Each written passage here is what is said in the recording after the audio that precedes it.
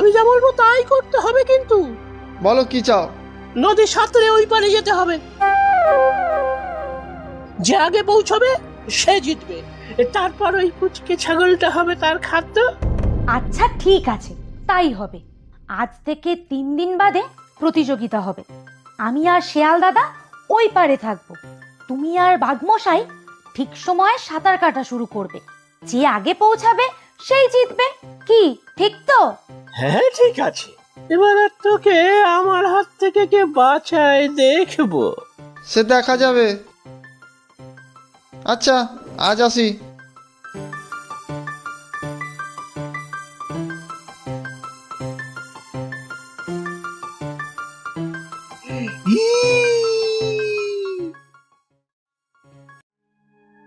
জানো তো মা, ওই নদীর পাড়ের কুমির দাদা আর বাঘমশাইয়ের ভিতরে একটা বড়